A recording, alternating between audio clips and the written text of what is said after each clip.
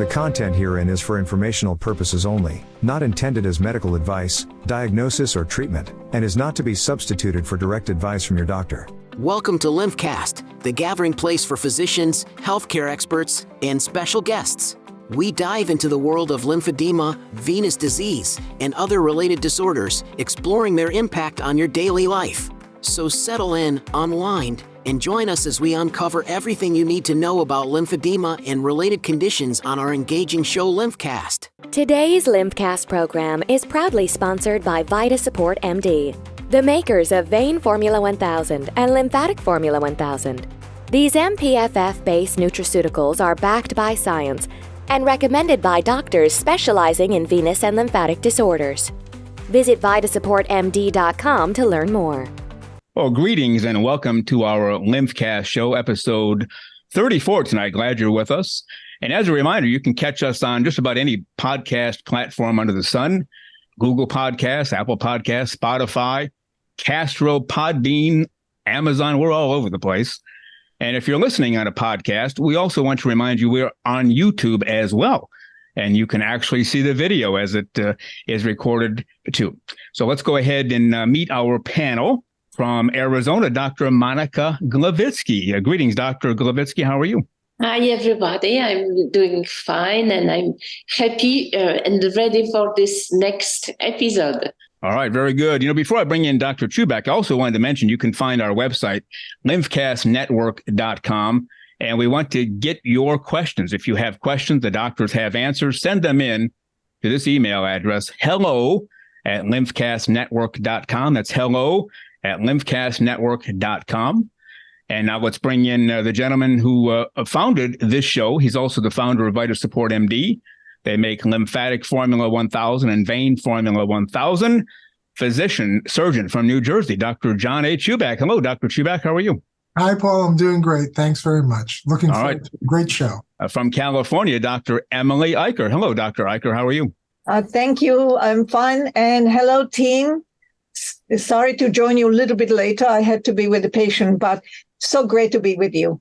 That's okay. And from New Jersey, RVT, Jacqueline Sasek. Hello, Jacqueline. How are you? Oh, I'm well, thank you. All right. Dr. Chubak, I'll turn it over to you. Bring in our special guest. Great. Well, this is a special episode today because October is Breast Cancer Awareness Month. And we have our first ever, this is a very auspicious occasion, our first ever return guest. We always tell most of our guests anyhow, we'd love to have you back. In fact, we tell everybody that. But Ingrid Weddig is the first guest at the Lymphcast podcast to actually return to the program. And it was a special request, as I understand, on Ingrid's behalf, because she is so passionate about Breast Cancer Awareness Month and everything that goes along with it. Ingrid is an occupational therapist and a certified lymphatic therapist. And her career has been based early on in orthopedic-related problems, and subsequently, she developed a real interest in breast-related issues, including lymphedema of the upper extremity related to breast cancer, breast surgery and therapy, etc. So I'm so glad that she thought to be with us again and spread some important news and information and knowledge about breast cancer and lymphedema in general. So thank you so much, Ingrid, for being with us once again. Thank you for having me. I said you're going to tolerate me. I asked, but thank you for hearing, and thank you for also agreeing, because this is very passionate, and I feel like it's kind of my life journey now to be on this track. So thank you all. Thank you. So just to give a little precursor to the show for our listeners, some of the things that you can expect to hear on today's show are many important facts about breast cancer from the National Breast Cancer Foundation, especially. We're going to talk about risk factors for breast cancer in both men and women, and genetic predisposition, et cetera. We're also going to talk about environmental factors that may be risk factors for breast cancer. And we are also going to talk about, obviously, the role that lymphedema plays in breast cancer for various reasons, but most importantly as a result of various treatments. So with that, Ingrid, I'm going to pass it back over to you and give you an opportunity to sort of open the show with your general thoughts about why October and Breast Cancer Awareness Month are so important. Sure. So 1 in 8 women in the U.S. now will be diagnosed, and 2,800 men this year in 2023. So out of that pool of people, we are going to see that lymphedema is going to usually occur in 1 in 5 of those people, of those women. So mostly women, predominantly, but it's very important, as we've talked about before on our last episode, that lymphedema is neglected. And so we, as my role as a certified lymph therapist, it's really our jobs, I feel, to get out and spread the word and educate anyone who will listen, providers, family, friends, as to what we're doing, because this is really a game-changing experience for people, life-changing, quality of life improvements. And so that's very much why I do what I do. I do a lot of speaking, and I appreciate just being able to have the opportunity to be on a platform for that population of people. So when caught early, survival rate of breast cancer now has increased. And so caught early, 99% of it can be treated, usually with a good outcome. I believe there are currently over 3.8 million breast cancer survivors in the U.S. alone. And I'm getting this facts from the National Breast Cancer Foundation. And but unfortunately, over 43,000 will die of breast cancer this year yet. There are so many different forms, and so proper education, being that this is Breast Cancer Awareness Month, we do like to hit it hard. It's just a good time to spread awareness again and hopefully catch things a little sooner. And then also later on, I'll talk about how therapy is so important as far as early intervention on a lymphatic side, and with some of the other options we have as therapists now to treat the conditions that these survivors are dealing with. Do you want me to kind of do a genetic talk about some of the risk factors? Well, let's pause right there. I think that this is a great place to pause and review a couple of things. First of all, I think all of our listeners should know, men and women both, and it's remarkable that the word is not completely out there, that please remember, as Ingrid mentioned, that men can develop breast cancer. And it can often be very aggressive. It can be very aggressive for a number of reasons. Partially the type of cancer that men develop, as well as the fact that it is often undiagnosed or misdiagnosed and left untreated for a longer period of time because people are not anticipating it in men.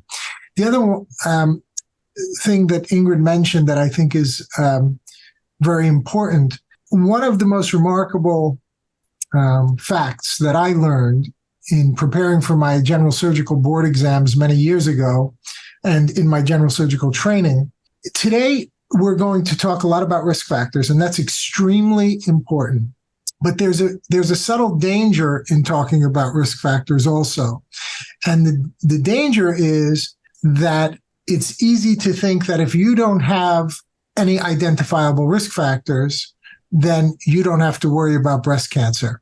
One of the classic questions in general surgical board exams was, what percentage of women with breast cancer have no identifiable risk factors? And at that time, at least, I'm sure it hasn't changed very much. The answer was 85%. No identifiable risk factors. So by far, for men and women alike, but women much more commonly, obviously, the greatest risk for getting breast cancer is having a breast. And men and women both have breasts. So the presence of breast tissue in and of itself is the greatest risk factor. And that's why all women certainly need to be screened for breast cancer, examined, self-exam, physician exam, and mammography. And we'll talk about that. Ingrid will talk about all of those things. But the one message I wanted to bring to the fore right out of the gate is that both men and women get breast cancer. Don't forget that. And that even if on today's show, you evaluate yourself and feel that you have no risk factors for breast cancer, you're wrong, because having a breast is a risk factor. And the vast majority of people with breast cancer have no identifiable risks. I just wanted to bring that out right out of the gate. So with that, Ingrid, why don't you tell us a little bit about genetic risk factors for starters? Mm-hmm. Yep. And just to piggyback on your known risk factors, it's still about 70%. It's still high. So, Right. So I'm glad you pointed that out, because most of my patients in the clinic don't have any. So Yeah. I see that more often than not, right? Right. So genetic, yes. So 2 out of 3 women over 55 will develop breast cancer. The risk factor is the age. Family history is another genetic. Personal health history, early menstrual cycle, so before age of 12. Mutations like we've all heard of the BRCA gene 1 and 2, and just having dense breast. And that is also very high in the female-male population. Dense breasts, very, very, very common. So you can see the risk factors are kind of vague, kind of general. Honestly, I think environmental factors are definitely more prominent. Well, before we move on to environmental, why don't we open the floor to Doctors Eicher and Glavitsky and to Jacqueline?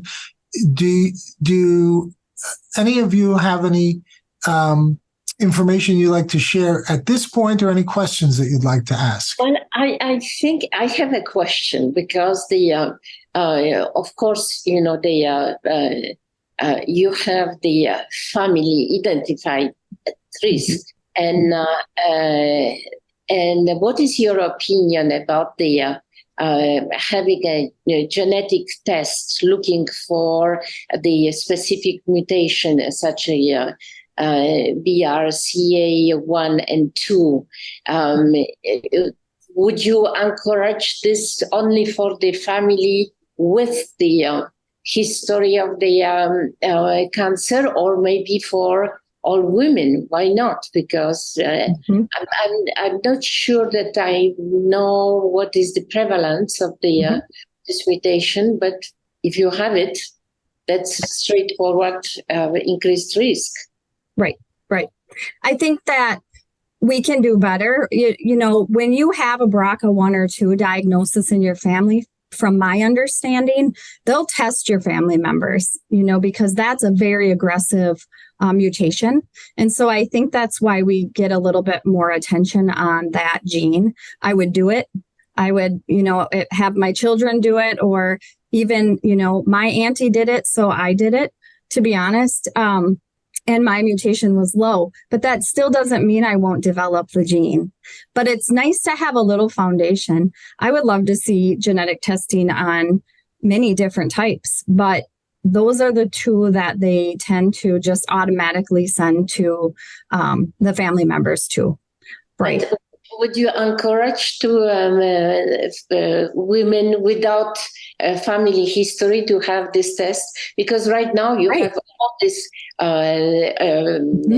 passion for and me and so all the genetic testing, and among the tests you have also the such a mutations that can be detected. Correct. And it has to start somewhere, right? So yes, I think genetic testing, it would be wonderful if we could all have that done without a family history, because as we're seeing with those statistics, it's not always the case, right? It's quite low. It's quite low in the family members. And so I think it would be wonderful to have genetic testing. I would push for it. And also different types of cancer can mutate to breast. So we have that too, right? So I think it's wise.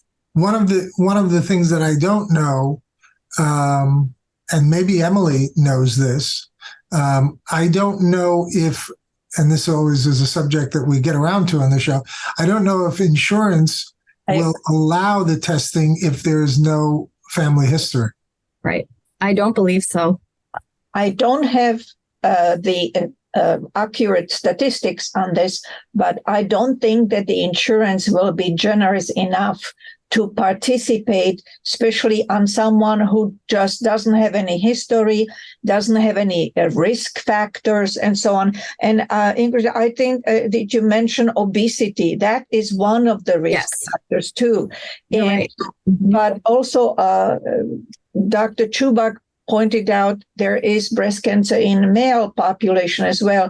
And in my practice, I have 4 male patients with breast cancer. Yep. And as devastated it is for a female population, I think it is more so for men. Yeah. And especially when they are diagnosed and when cosmetically there is alteration and sparing of a nipple. Right. Is quite devastating for male population with history of breast cancer. And yes, these male patients are my patients with lymphedema of the upper extremity. Mm-hmm. And so it's not only the risk factor for a female population, but these men had no risk factor. And one just recently came and he had slightly swollen axilla and also the breast tissue, and it turned out to be a breast cancer.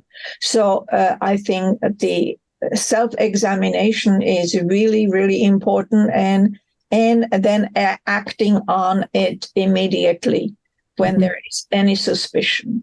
And in terms of the genetic testing, I think it is so important to have genetic testing. However, I don't think the insurance is not generous enough to say, okay, everybody should have right. Maybe in the future. But if you, I think some of the celebrities, especially in Hollywood, when they found out that they were BRCA positive, and they opted mastectomy immediately to prevent further problems. So I think with that media announcement, it was helpful for a lot of women to follow the advice. Mm-hmm. Yeah, that's very important. Mm-hmm.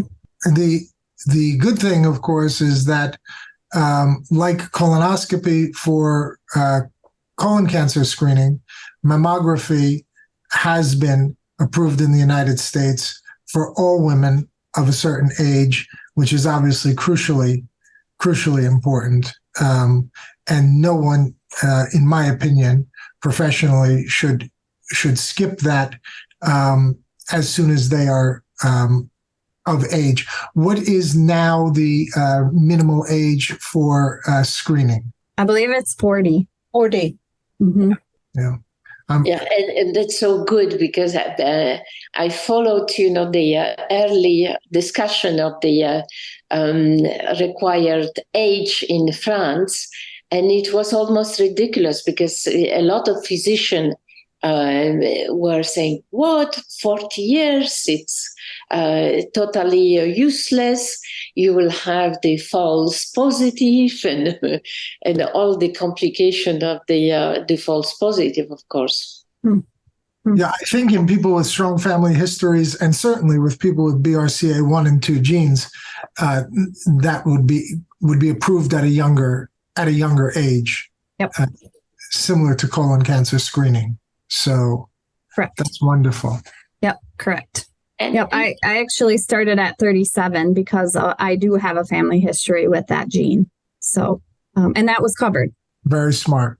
That's good to hear it was covered. How about, why don't we move on to some of our environmental factors for our guests to listen to? So alcohol consumption is quite high on the list. People who have do a moderate amount of drinking, lack of physical activity, of course, poor diet, obesity can be ruled into either category. And then hormone replacement therapy. So people who are on them or have taken them in the past. And then I found this one interesting, previous chest radiation before age of 30. And I guess I hadn't heard that before, but it makes a lot of sense. So that is definitely a risk factor as well. Yeah, that is a very important thing. And that becomes especially important now when we've moved into a technological age of medicine, moving more and more away, unfortunately, from thorough and proper physical examination, that CAT scans are being ordered on young people with great frequency and with very little consideration for the radiation exposure that can occur. And of course, people who've had mantle radiation and so on for lymphomas and things like that's really a different level of risk, perhaps. The other thing that I wanted to point out to our listeners, because sometimes it's hard to remember all of these facts about an early period, having an early menstrual cycle, what we call menarche, and a late menopause or ending of the menstrual cycle. The other thing that I don't believe was mentioned on the list is what we call nulliparity, meaning that the patient has never had any children. And so, and hormonal therapy. Okay, when we talk about hormone replacement therapy, we're talking generally about estrogen replacement in the postmenopausal period, etc. So, Vein Formula 1000 and Lymphatic Formula 1000 from VitaSupport MD are backed by science and sold in doctors' offices. If you're a physician who may be interested in prescribing or selling these excellent nutraceuticals, please call 862-246-7877 to speak to a representative today. In a general sense, what our listeners should understand is that it's what all of these things bring together or have in common is exposure to estrogen. The greater the exposure to estrogen, the greater the risk factor for breast cancer to develop. So when a young girl becomes a woman and the ovaries begin to produce large amounts of estrogen, the earlier that happens, the more estrogen she's going to have been exposed to in her lifetime. The later that menopause occurs, well, the more estrogen she is going to have been exposed to in her lifetime. And during pregnancy, the estrogen levels drop down significantly. And so if someone has 4 or 5 children, there are maybe 4 or 5 years, roughly speaking, that she will have very low levels of estrogen to be the breast tissue exposed to. So, and then of course, the hormone replacement with excessive or additional estrogen postmenopausally, all of these are simply indicators that you're getting exposure to more and more estrogen, and we have found that that will be linked to breast cancer incidence or occurrence. Monica, were you going to say something? Yes, I was going to say that, I don't know, because right now there was since several years all the action to stop the hormonal replacement therapy because of that additional risk and so on. So do you think that we have observed after that movement against the replacement therapy, do you think that we observed less female patients with the breast cancer? Do you have any data on that, Ingrid? I don't. But there's so many that aren't estrogen fed too. So I really don't. And that's very interesting. And that would really be worth looking into. Yeah, I think having had I'm not an expert on this subject, but having had a father who was a board certified obstetrician and gynecologist, I can tell you that throughout the course of his long career, 45 year clinical career, and myself being a medical student and resident and then surgeon, I do recall him being frustrated over the years that the science seemed almost decade by decade to swing back and forth as a pendulum. One decade it would be all for estrogen replacement, and the next the response was it was all against, and then all for. And I think that like of course we all understand the concept, the reason behind condemnation of the replacement therapy, but if you do it, you should have some epidemiological studies set up to confirm that it's truly important to stop have the replacement therapy. Yeah, I think again it was hard data to kind of pin down, and I think some of the concerns over the years were certainly that pharmaceutical companies were, in many cases pushing. Well, but on the other side, because we are talking, of course, we are now on the topic of the breast cancer, but on the other side, you have cardiovascular diseases, and actually the estrogen are protective, and that's why younger female patients are not so much at risk for heart diseases and so on. So right.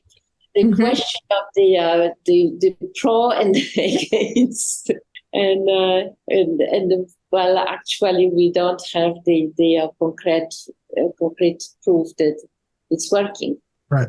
And there are numerous potential benefits of estrogen replacement, health-wise for women.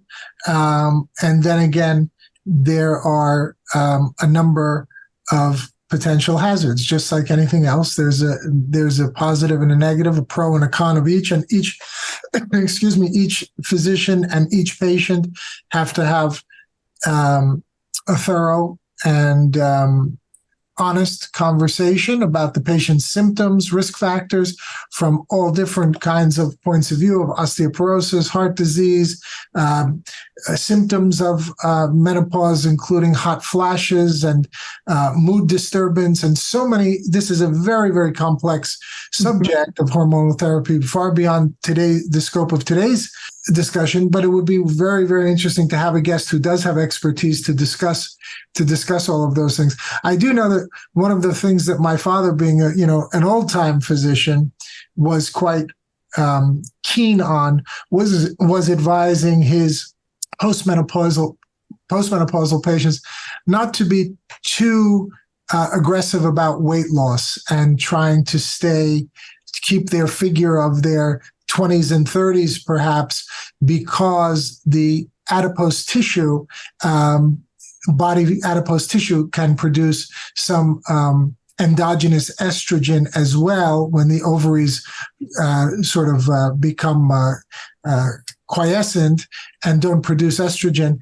And then again, just like everything else, then there's a balance. If you gain too much weight in the postmenopausal years, then that obesity factor may push you to the opposite end. So many interesting subjects to touch on with regard to this important topic.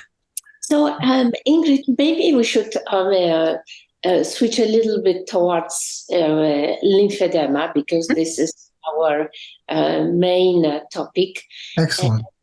And could you explain to our listener, why we have this relationship between the breast cancer and lymphedema? Why do you have so many patients with the upper extremity lymphedema. Absolutely.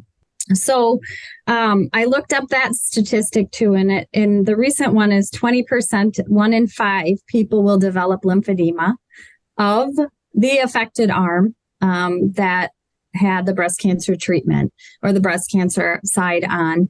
And that's because it includes removal of surgery of the lymph nodes in the axilla region when we're speaking of breast cancer. So with that diagnosis, most often, most of the time, comes a sentinel node biopsy. So that sentinel node is in the armpit area, and that is the very first stop from the tumor, the very first lymph node that's going to be affected by the breast cancer if there's any cancer that is starting to transition out of the tumor.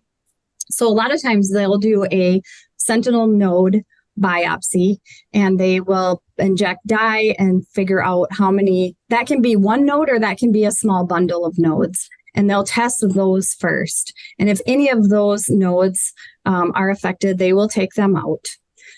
When they do so, and they take the axillary lymph nodes, so whether it's one node, 20 nodes, when they're finding more and more cancer throughout that lymphatic system, and they're harvesting more nodes, we definitely have an increased risk of lymphedema. And in my training and my experience, and you all can speak to this, one node, I feel the risk is usually the same as 20 plus nodes being removed based on what I've seen in the clinic. I think the risk is smaller, but it's still very present. Well, so that's Let me very... give advice to a woman with the removal of this sentinel nodes. Would you advise, for example, some specific surveillance or maybe even the therapy preventing the lymphedema? Definitely. I think that if the surgeons along the way, it seems like we've done more with the dye study where we can see how many nodes are actually maybe compromised. And it seems like in the last 15 years that I've been doing the breast cancer, we're taking less nodes, which I think, first of all, that's wonderful because it's not so disruptive. We're not just going in there and taking out all of the axillary nodes, and then we clearly are going to have a larger problem. So that's the first part of it.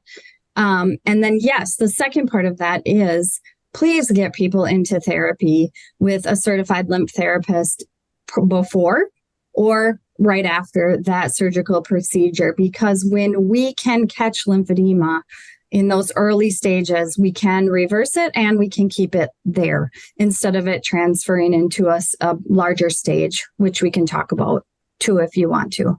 Mm-hmm. I will just pitch in the past, because I have been doing this for 30 years. Can't believe that. In early days, we used to see lymphedema of the large size because the lymph nodes were harvested by many numbers, whether they were positive or not.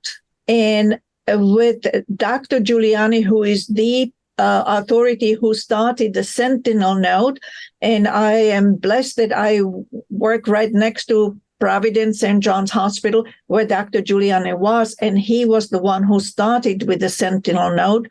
Now, the size of the lymphedema is much smaller, and the incidence of the lymphedema is much smaller because you are harvesting a smaller number of lymph nodes. Now, it was interesting to be at the World Congress of Lymphology, where when you do harvesting of lymph nodes, you can immediately, according to the location of the tumor, and it doesn't have to be just in the axilla. It can be lateral breast. It can be 6 o'clock or inferior aspect of the breast. When you do the harvesting of the lymph node, you can now do lymph to vein anastomosis at the same time when you do harvesting of the lymph node and removal of the tumor. With that, you are reducing the chances of lymphedema onset, The only thing is what's so important is right after surgery, the patient should not be doing heavy lifting, should not be doing vigorous stretching exercises to the maximum of the end range movement of the shoulder. So you are not overstretching the lymph channels where the surgery took place. And you are also preventing what we call the axillary cording or web syndrome, which sometimes we see. And again, in the past, I used to see a lot of web syndrome after surgery. Now the patients are informed about possibility of surgery, possibility of lymphedema onset, and maybe they are even explain what to do to prevent the onset of the axillary web syndrome. And so that is very, very important. But also in terms of not only triaging the patients to the appropriate person to start doing manual lymph drainage, but also to guide them what to do at home, what kind of exercises and what they should and what they should not do when they are at risk.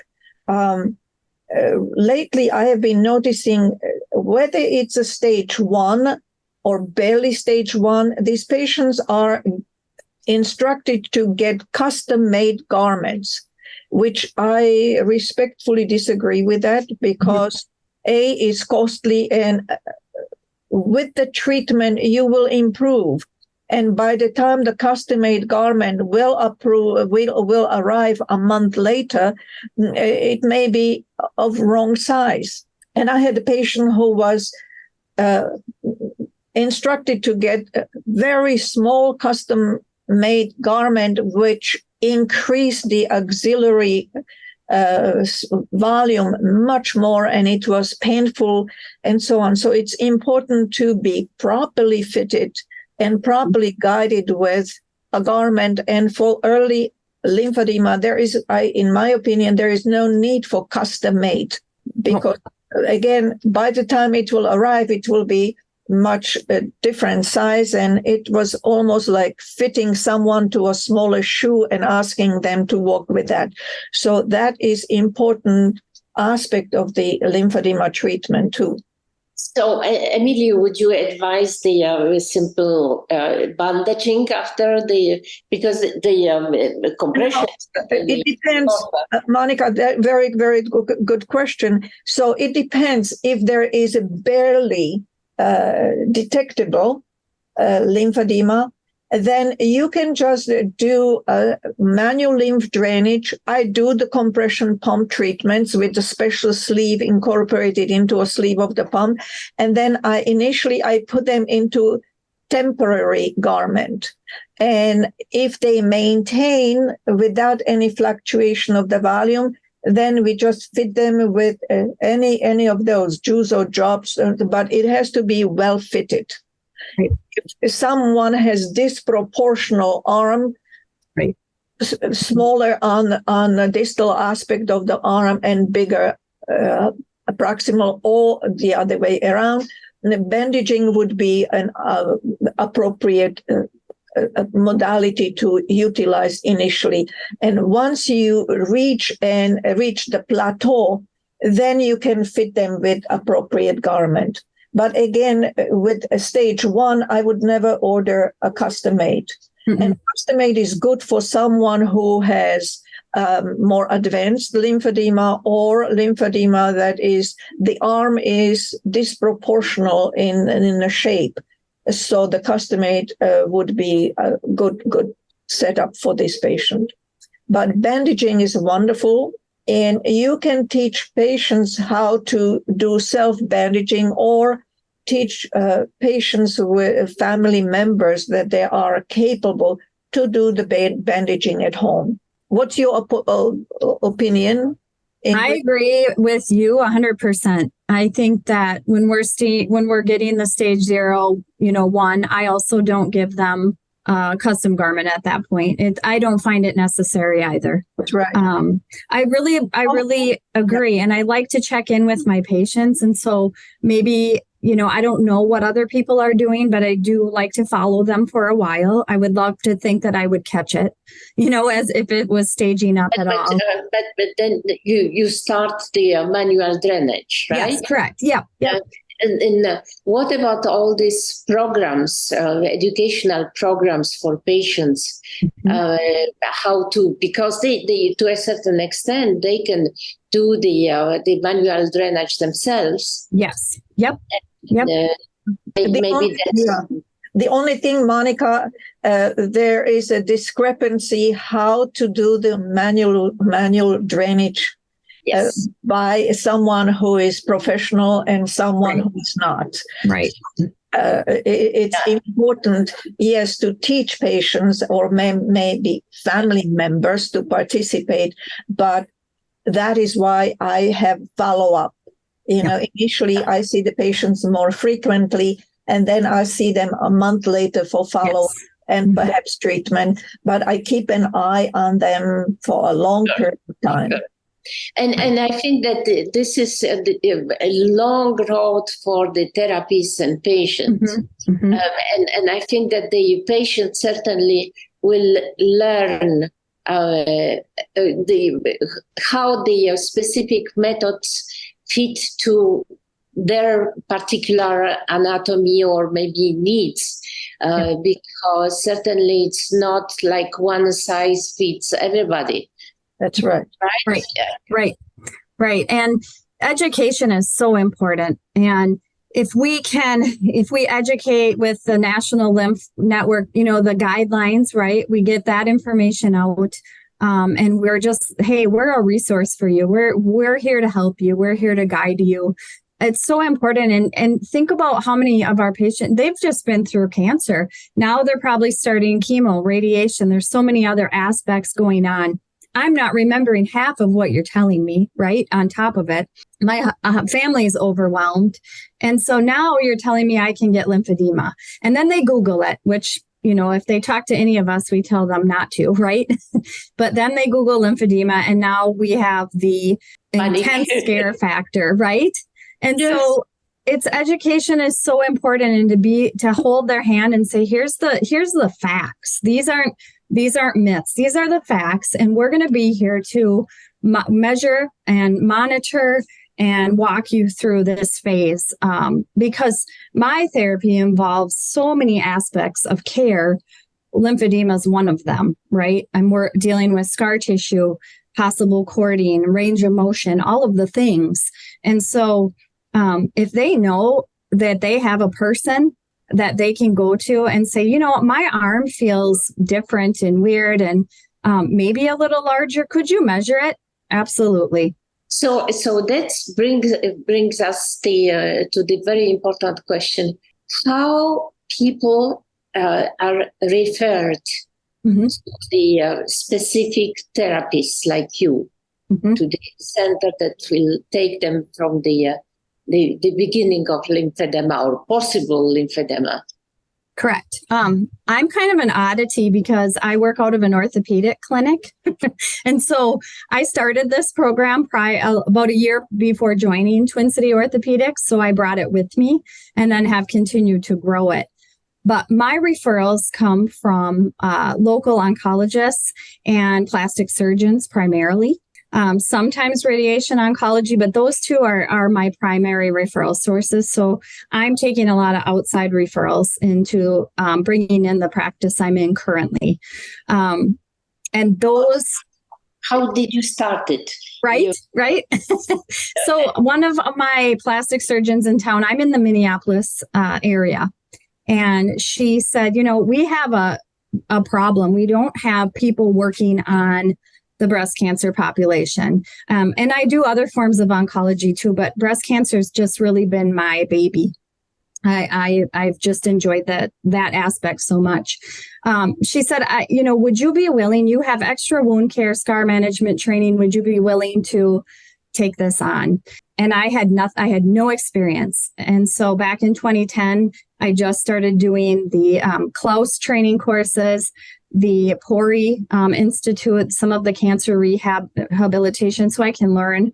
And then realized quickly that I needed to be lymphedema certified as well, because this just encompasses so many things.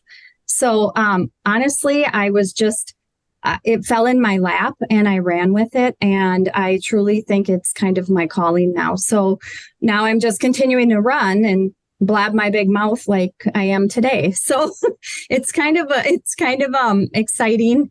But I do think that part of the battle is proper education, whether it's to us as caregivers and physicians, et cetera, and then to family members and patients.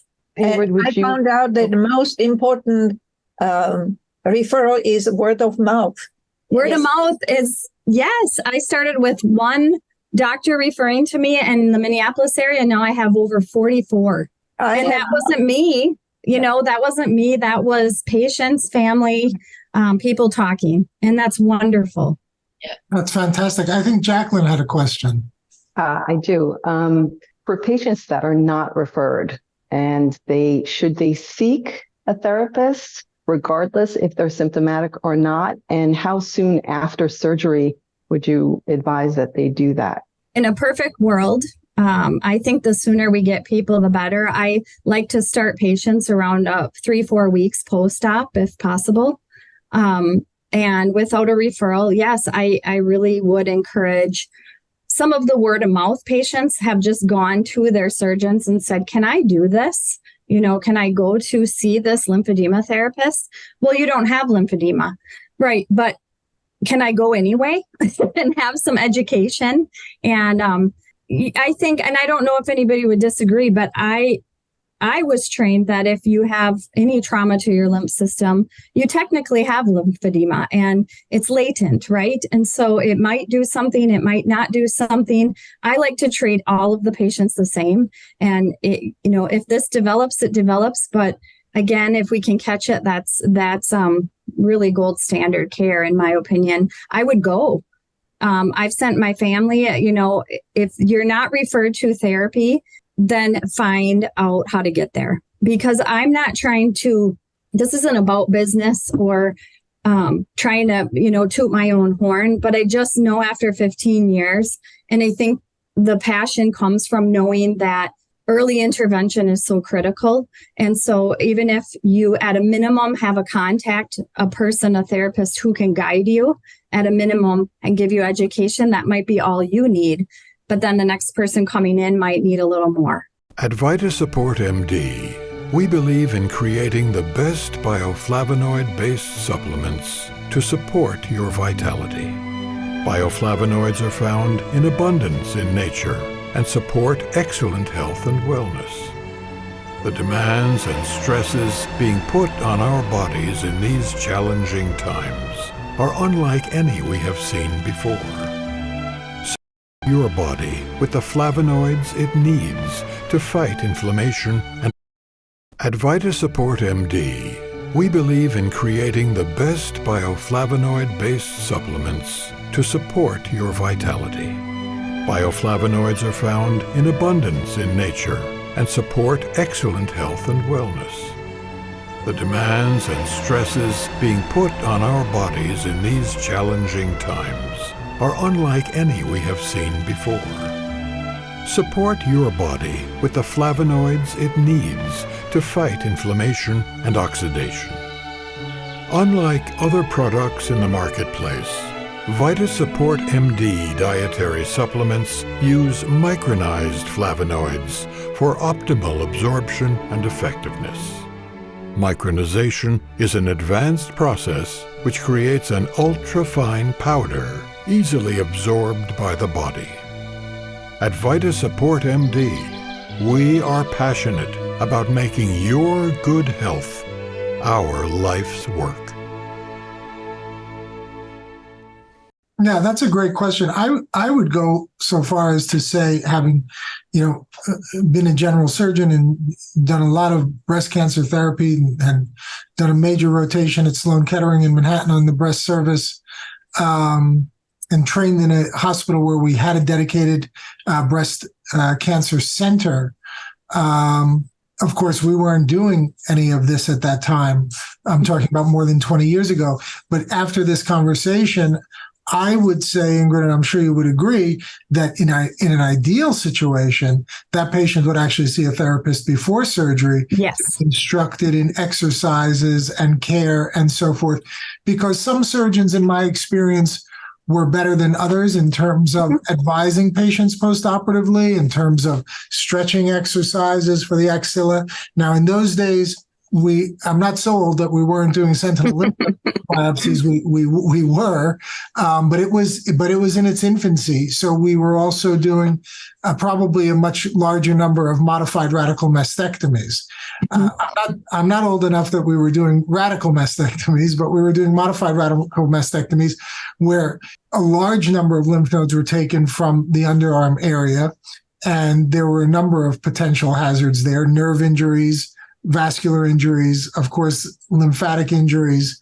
And we saw much more difficulty with pain in the axilla, range of motion, frozen shoulders, et cetera.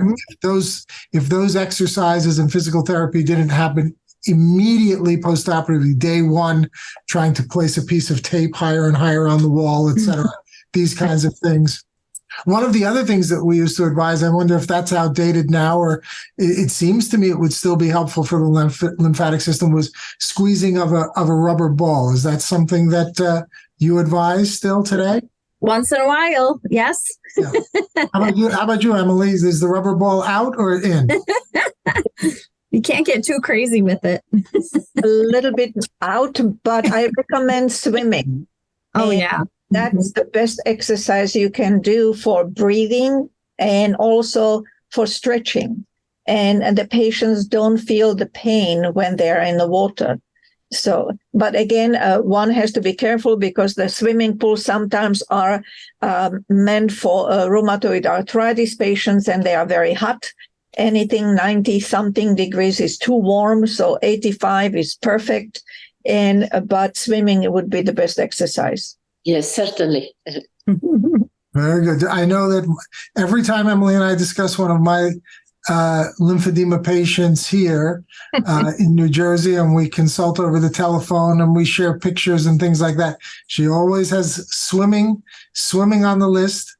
And I've advised that to a lot of people. And remarkably, a lot of patients are very excited to hear that, the doctor is encouraging them to go swimming because they don't. And so it's almost like permission to do so. And they enjoy the swimming very much. Paul, I'm going to ask you to switch gears and maybe bring us to our special Lighthouse section of the program. I will certainly do that. If you don't mind, would you give a brief description of what Lighthouse means? We did that a few episodes ago, but if you don't mind reiterating that for maybe if we have new listeners.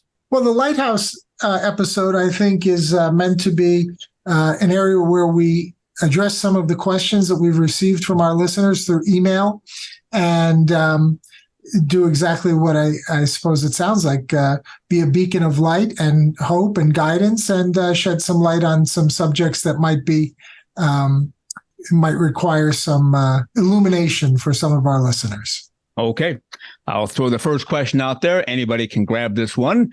Are there specific risk factors that increase the likelihood of developing lymphedema? Why don't we give that to our guest Ingrid, since she's... Well, obesity is one. We're going to throw that on the list. So that is a risk factor. Previous surgeries, any trauma to the lymph system, typically a removal, radiation, previous cancers, those are definitely risks. Well, what else? There could be infectious risk factors. Trauma. Oh, right. Mm-hmm. And then, of course, family history, if we're talking about primary lymphedema and things like that, a hypoplastic or underdeveloped lymphatic system in one or more areas of the body. And since I see a lot of lipedema patients as well, and now I am happy to say that younger population of lipedema patients are coming too. When they have polycystic ovarian syndrome or acne, these young kids are put on birth control pills. Eventually, they end up with breast cancer. I am not saying that everybody, but there is a risk factor for that too. Yeah, very, very common for a number of reasons that they're being put on birth control, which is a good point. The other thing, I guess it's my job as the vascular surgeon to point out that venous insufficiency is another risk factor for lymphedema, what we call secondary lymphedema, or in that case specifically phlebolymphodema, which I see an awful lot of in my particular practice. So one of the things someone may want to ask their doctor about is, should my veins be tested? Should I see a vascular specialist or a vein specialist to evaluate my venous system as well? Because that's one of the areas that we have found is most rewarding, because in those cases we can often have a tremendous impact on the lymphedema by treating the underlying venous disease, and edema will, in many cases, improve quite dramatically. But then you are switching. We were a little bit more focused on the upper extremity, and we are switching to the. That wasn't Paul's question, though, Monica. Don't give me a C+ on my test. He said lymphedema. Period. Right, Paul? That is true. That is what I said. Okay.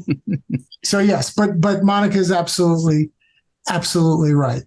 And to that point, there can be rare causes, and we talk about this very, very little, but it's very funny because I had a patient today with something called superior vena cava syndrome. They had a defibrillator, so that's a good discussion. You can develop phlebolymphodema of the upper extremity if you have typically it would not be from varicose vein disease or insufficiency, but from obstructive disease. And some of the things that could cause obstruction of the veins from the arm could be things like tumors. Cancers could do that. Trauma could do that. But very commonly in today's world, catheters of some kind, a catheter for dialysis, a catheter for chemotherapy, a catheter for vascular access, pacemakers, defibrillators, anything that's going through the large veins under the clavicle or through the neck into what we call the superior vena cava, the largest vein of the upper body going into the right side of the heart. Those things can cause obstruction, which can cause a swollen arm, which can cause another form of lymphedema, and can be treatable, typically surgically, with stenting. But in the case of the patient I saw today, the treatment was as simple as removing the defibrillator, which she no longer needed. And very interestingly, this is a very interesting correlation. That patient developed cardiomyopathy from chemotherapy after breast cancer, and had an ejection fraction of 15%, which is for our listeners, very decreased pumping function of the heart, of the left side of the heart. And when the heart becomes weak like that, people are at risk of sudden death. The heart can go into a very dangerous rhythm called ventricular fibrillation, and they get a defibrillator placed. But because her heart problem, the weakening of the heart, was from the chemotherapy, some or many of those patients with time may recover their cardiac function, which she did. So although she was getting swelling of the upper extremity and her face, her heart had recovered sufficiently that they simply removed the defibrillator, and all of her congestion and edema resolved spontaneously. Wow. Wonderful. Very interesting. Wow. Yeah. I just happened to see that today, so it's good that we brought it up. It's good that Monica criticized my answer. Every cloud has a silver lining.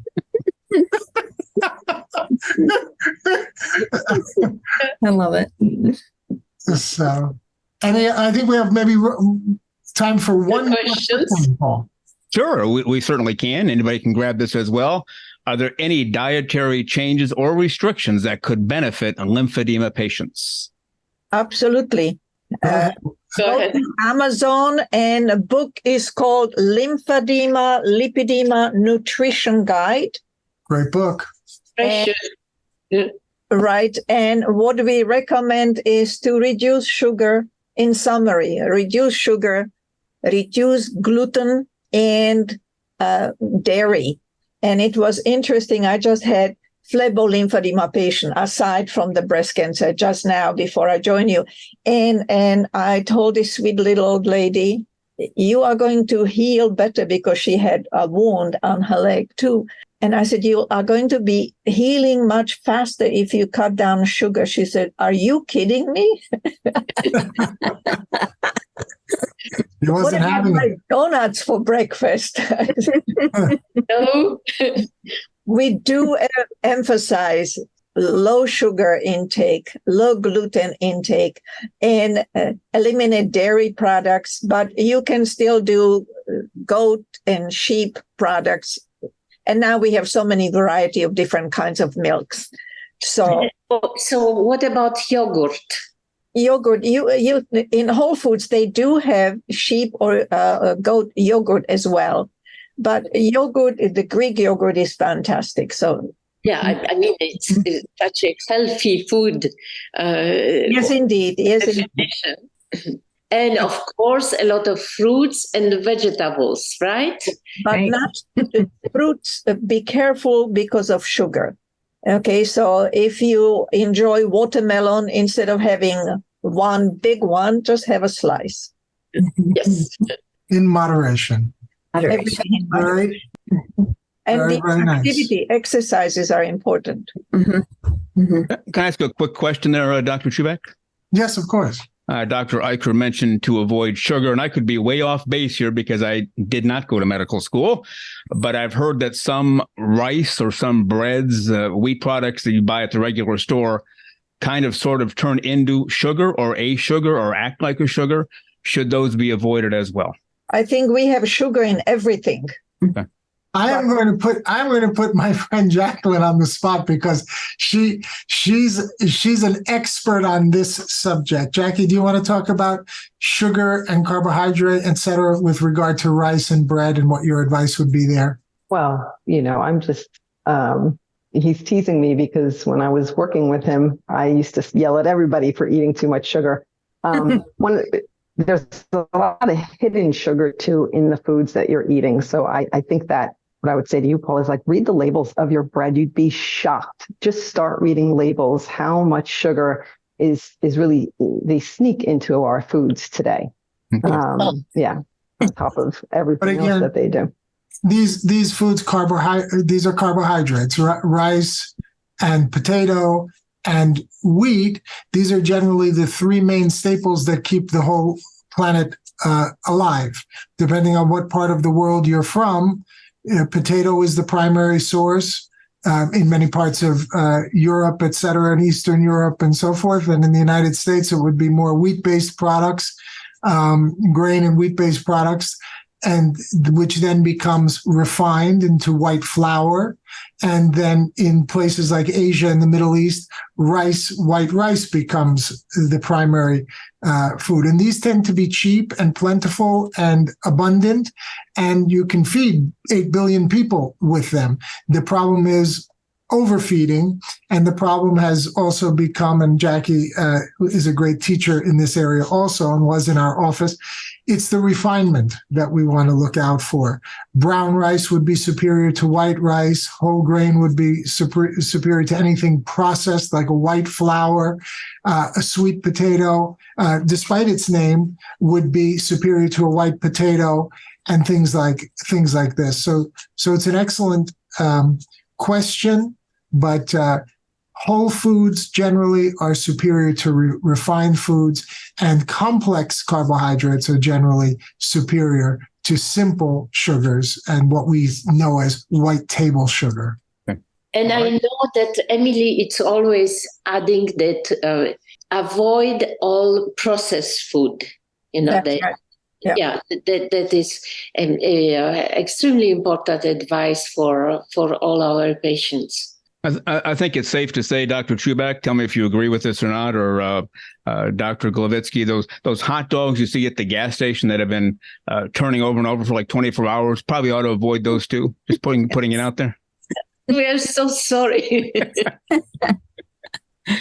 Just to be sure, but we appreciate do as I say, but not as I do. As long as they don't have 3 or 4 every day. I mean, one once in a while, probably okay. Asking for friends, of course. We thank everybody for tuning in. It's been your Lymphcast show, episode 34 tonight. And we want to go around and thank our panel. Of course, thank you to Dr. Emily Eicher. She had to leave quickly. She's from California. We appreciate her tonight. From Arizona, Dr. Monica Glavitsky. Thank you, Dr. Glavitsky, for everything. It was my pleasure, and see you in the next episode. Absolutely. From New York, RVT, Jacqueline Sasek. Thank you, Jacqueline, for everything. Thank you, Paul, and thank you, Ingrid. It was a pleasure. Thank you. Dr. Chubak, if you would once more thank Ingrid, and then I'll come back to you, and then we'll sign out. Yes, thank you once again, Ingrid. We thank you for your wisdom and your caring. And I know that you wanted to be back on the show because you do care so much about your patients and about all people at risk for breast cancer, which quite frankly is all of us. Mm-hmm. And I think that was one of the nice messages to come out. Men, women, younger, older, everyone has to be aware. And that's what breast cancer awareness is about. So thank you so much. And we hope to have you back, all joking aside again, to discuss some other interesting subject, because we know that you're a therapist of the whole body and that you have great experience. And we look forward to learning more from and with you. Thank you so much. I really appreciate it. All right. Thank you. And the founder of this show, he's also the founder of Vita Support MD, vitasupportmd.com. They make lymphatic formula 1000, vein formula 1000. From New Jersey, physician and surgeon, Dr. John A. Chubak. Thank you, Dr. Chubak, for everything. Thank you, Paul. It was a real pleasure. And as always, I learned a lot. And I hope our listeners have as well. And we look forward to seeing you all again very soon with another great guest and some more really terrific information. All right. Thank you very much. And we want to remind our listeners and our viewers, check out the website, lymphcastnetwork.com. And also send in your questions. Email them to hello@lymphcastnetwork.com. This has been Lymphcast, episode 34. We will see you next time for episode 35. Thank you for tuning in. Have a great day.